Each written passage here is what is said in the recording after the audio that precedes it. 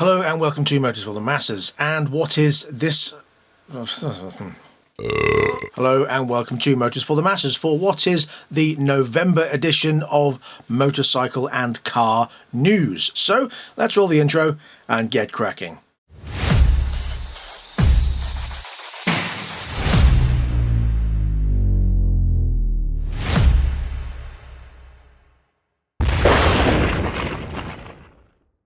To start with, we're looking at motorbikes and we're going to Triumph for their release of the new Icon edition. Now this is harking back to their original designs and we've got quite a few in the lineup. Now you might think, oh, Icon edition, Triumph, that means it's going to be ridiculously expensive. Well no, it's only going to be another £600 more on top of the original bike price. But what do you get for that £600? Black and alloy paintwork, gold script writing from the 1907 writing style, and hand-painted coach lines. Now I don't think that's bad. I do like that Triumph, the nice script writing Triumph design logo. That's quite nice, that is. But what is it going to affect? Well, it's going to affect these models. The 1200 Scrambler X and XE, the 900 Scrambler, the Bonneville Speedmaster, the Bonneville Bobber, and the Bonneville T100. I don't think that's a lot of money to pay for something that's quite special on these models, and I really do like the way they've designed that. So let me know in the comment section below what you think of those. So on to the next bit of news, and that's to do with MV Agusta. Now, not quite in the way you might think. Are you thinking, oh, there's a new bike coming out? Well, no, not technically, but there is. Just not through MV themselves. Well, it is, but it isn't.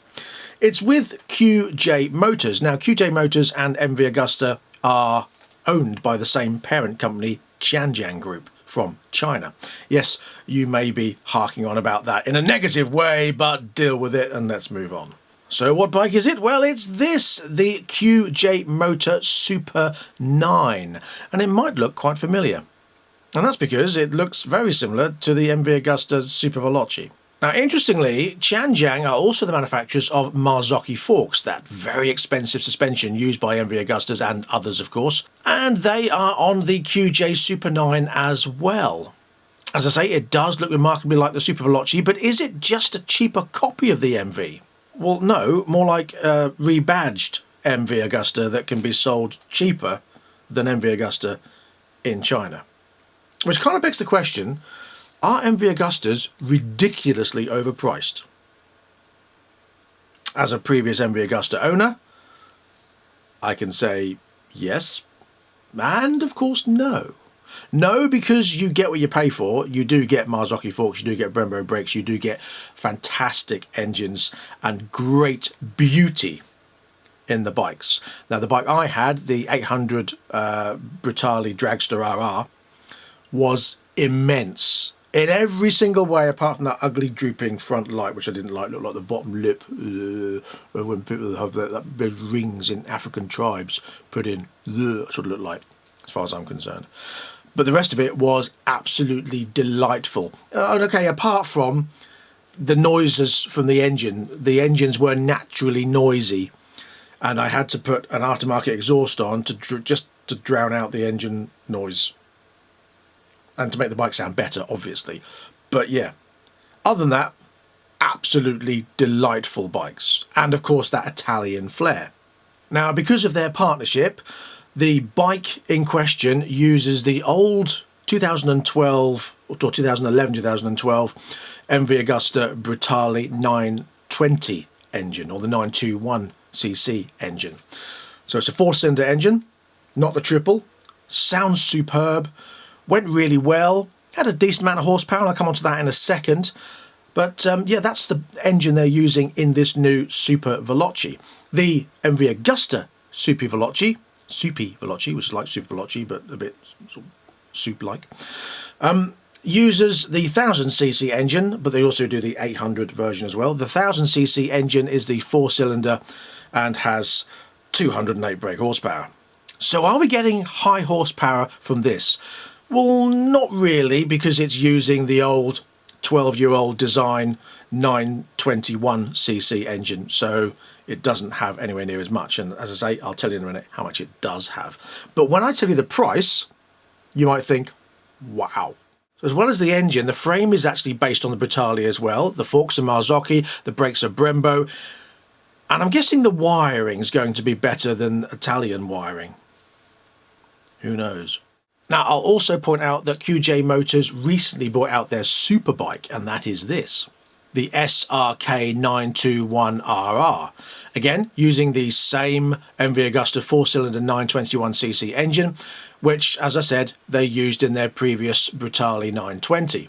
Now, bearing in mind the MV Agusta Super Veloce 1000cc bike does have 208 horsepower, it also has a price tag of £20,000. This QJ Motor version, which is still built on an MV Agusta based frame, it still has the MV Agusta earlier Brutale 921cc engine, it's still got Marzocchi forks, it's still got Brembo brakes, it's still very well built and a superb looking bike because it looks identical almost to the Super Veloce. It's only going to be for sale in China, but it's $7,500.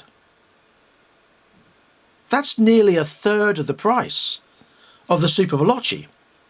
Not half the price, a third of the price. $7,500.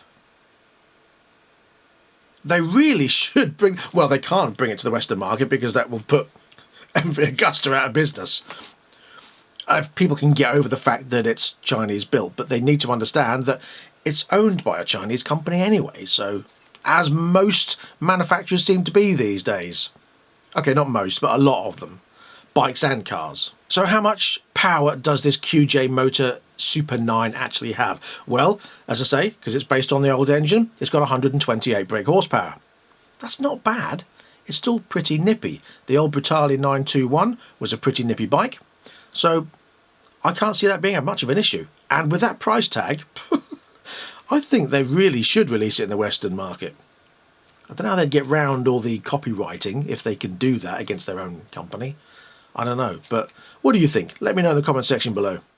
Oh, and there's an 800 and a 700 coming as well. I don't know why they need them if they've got the 921 and the 700. Skip the 800, just do the 700, but whatever. I have no idea what goes on in these minds. So then on to Royal Enfield, and we are knocking on the door of the release of the brand new 650 Bear. Now, it's basically a scrambler version of the Interceptor, but it looks really cool. I think this is going right up against, if it ever gets released, the new BSA Scrambler 650, so that's a one to look forward to as well, if they ever release it. I've seen it at a show a couple of years ago. Bring it out!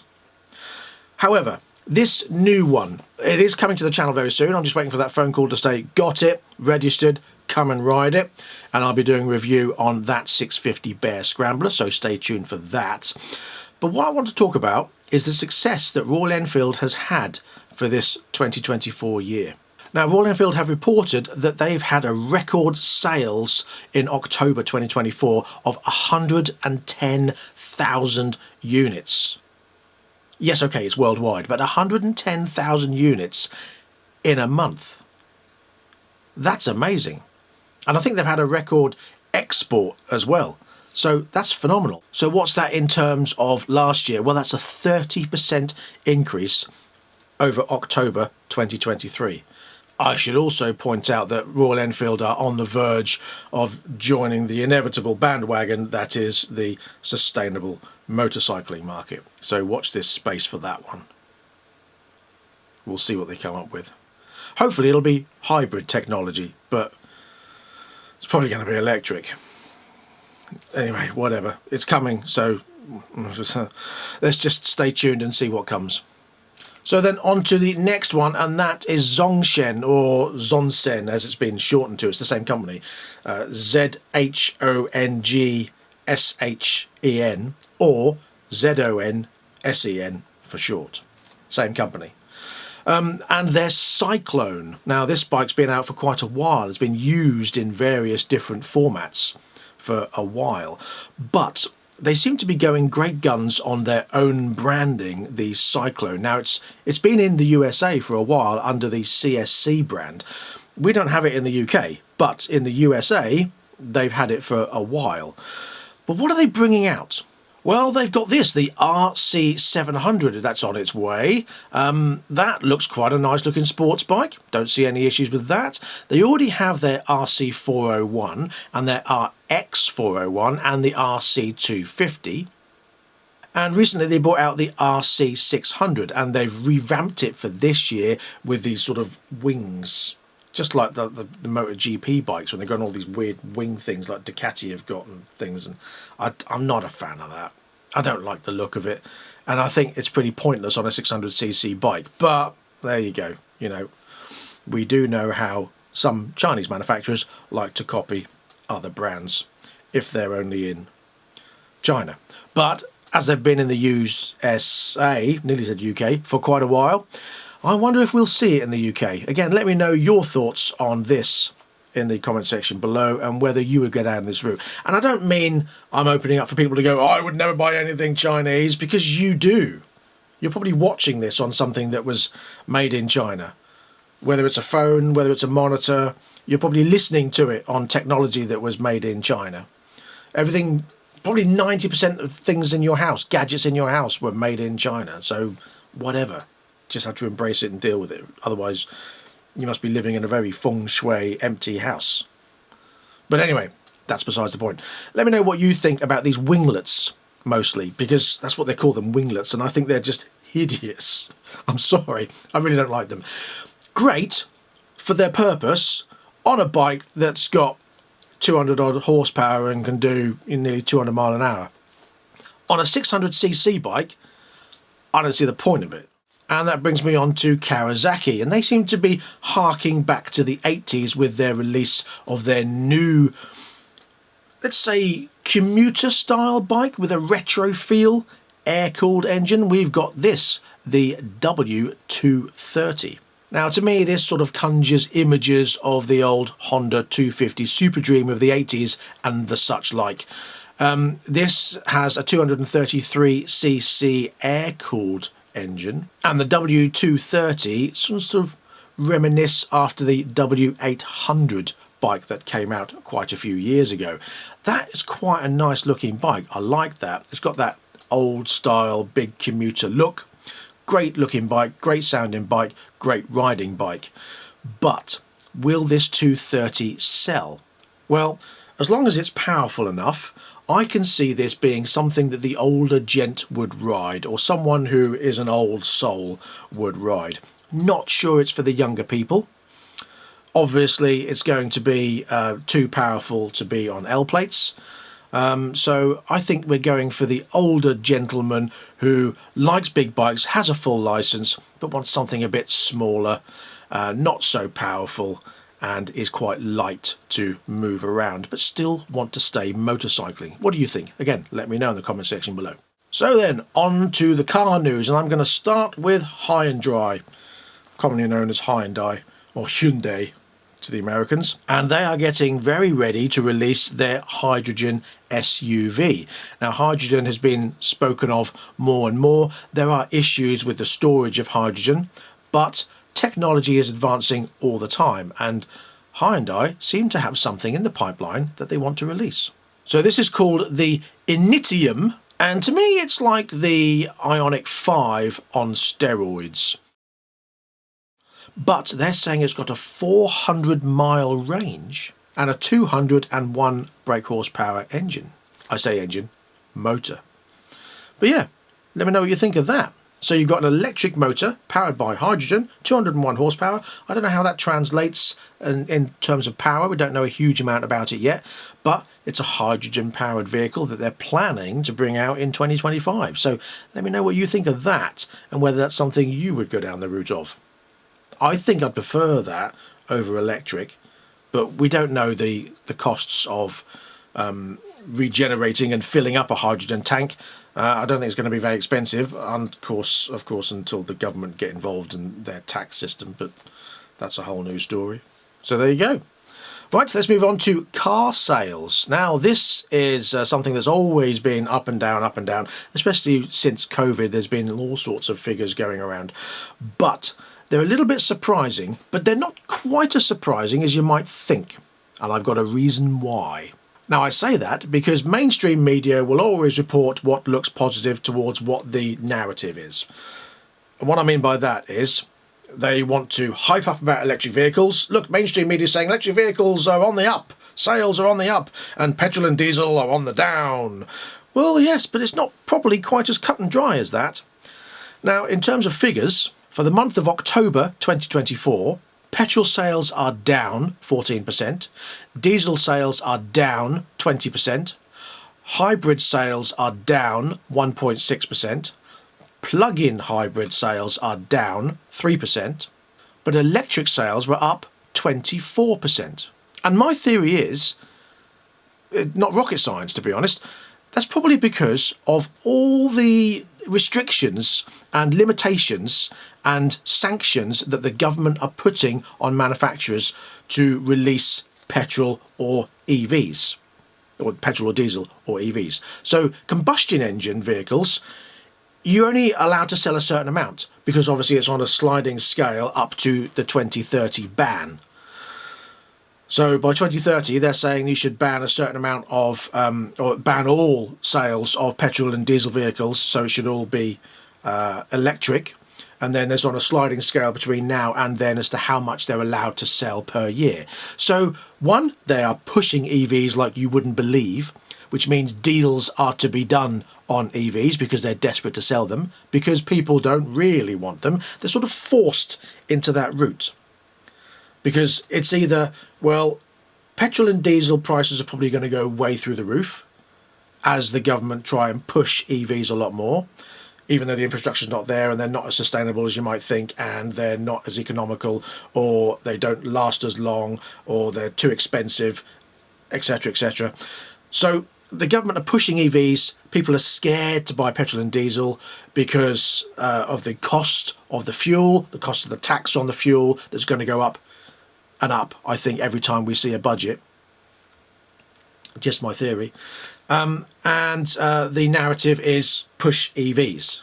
They have announced that the 2030 ban on combustion and diesel engines does not extend to hybrids.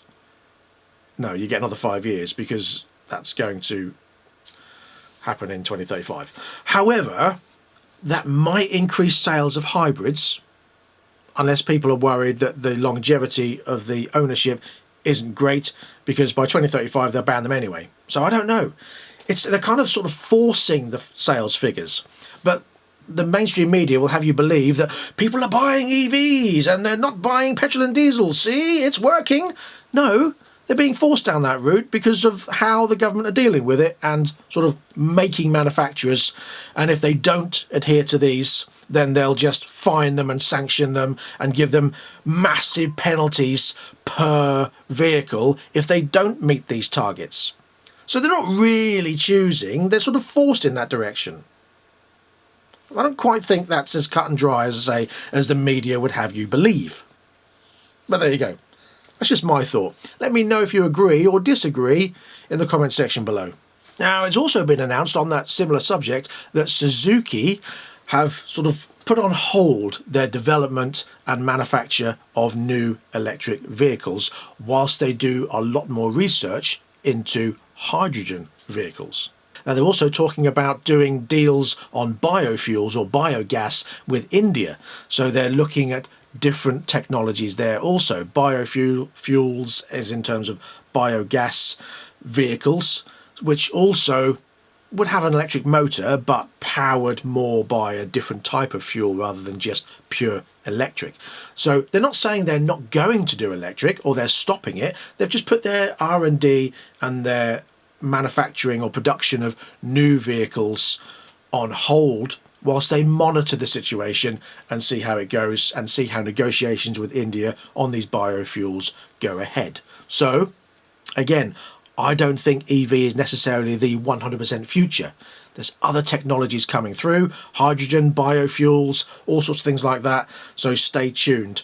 it's a watch this space scenario, I think, and I don't think rushing into buying an EV is necessarily the right way to go. I'm not saying don't buy it, of course, not that I have any influence on anybody, but I'm just saying it's a watch this space scenario. I personally like noise, and I like engine sound, and I like the feel of an engine. I'm a V8 petrol head, I can't help it. I see EVs as a good possible alternative to the future, and I see their purpose and I see their advantages, but I also see their disadvantages, one of them being no sound and the dullness and the drabness of the vehicles, and the fact that everything seems to be an SUV crossover and nothing else, regardless of whether you bring back the name of a legend. Sorry, doesn't work. But yeah, so again, I think it's a watch this space scenario. Let me know what you think in the comment section below. So Ford, what are they doing? Well, Ford have brought out a new thing, and that is called the Custom Garage Program. Or as it's only available in America, the Custom Garage Program. That means you can modify your brand new vehicle or your owned vehicle that they still sell parts for in an aesthetic way or in a performance way. Now, what they're going to be bringing out is suspension upgrades, wheel upgrades, grills, badges, wheel arch extensions for off-road vehicles. So, is that something that's going to come to the UK? Not at the moment. It's only for the USA. But maybe we should have it. What do you think? I think that would be fantastic. You bring out something like the new Mustang, which, you know, obviously I have one. Not the new one, but I have a Mustang. And then they should bring out an aftermarket exhaust that isn't going to void your warranty. One that maybe has valves that you can play with, depending on what they do with this noise technology that they're doing, all these noise cameras and all that nonsense. So yeah, let me think. Suspension upgrades. Something like the Mustang Mach-E, where you can get the rally version with the rally wheels and the suspension. So upgrade package you can get like that. So I suppose similarly, that is a similar thing, because it's like a Mustang Mach-E Premium that's got the rally pack put on it at factory with the suspension upgrades and the wheel differences and the mud flaps and the body kit and stuff like that. So they technically are doing it in the UK, just not on a grander scale across a lot of brands, which they are planning to do in the USA. So from that exciting bit of news on to, unfortunately, some bad news. And that is for business owners who have commercial pickup trucks. Now, what do I mean by that? Well, in the October budget we've just had, that Labour have magically rolled out to impress everybody in absolutely no way whatsoever, they have decided that they are changing the tax bracket for commercial pickups in the way that they are making it a car and not a commercial vehicle.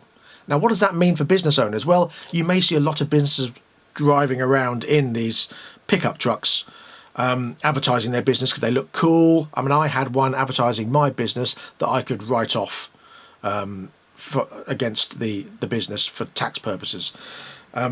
I jacked it up. I had big wheels on it, big suspension. I had all the livery down it. It looked cool.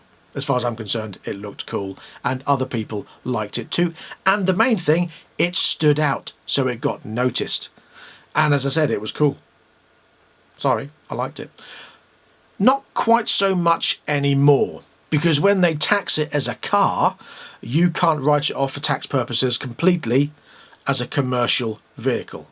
So what does that mean in terms of owning one as a business owner? Well, in the real world, if you want to buy a double cab pickup truck from April 2025, you can't write it off as before. It will now be based on emissions.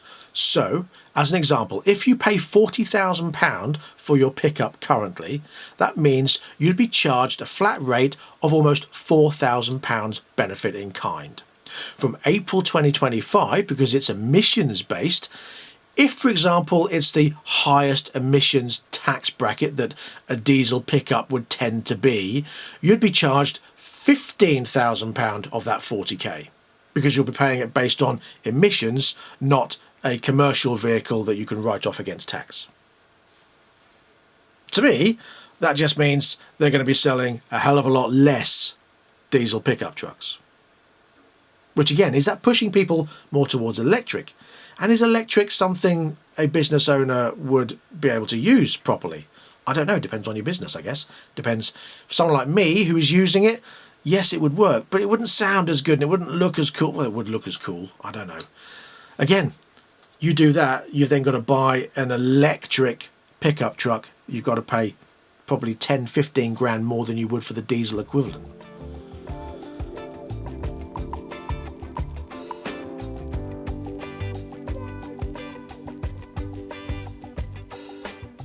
It's just like they're trying to everything. You turn around the next corner and there's someone from the government waiting to kick you in the nuts for the next thing. It wasn't bad enough that COVID destroyed so many businesses that they're now trying to finish off the rest of the businesses by increasing taxes, by changing tax laws, by taking away benefits, ruining it for farmers. Don't even be started on what they're doing to the farmers and their inheritance tax issues. They haven't even looked into that. You know, family-run farms are just going to... that's not car news, so let's not... I'm already too annoyed about that. And I'm not even a farmer. It's just everything, isn't it?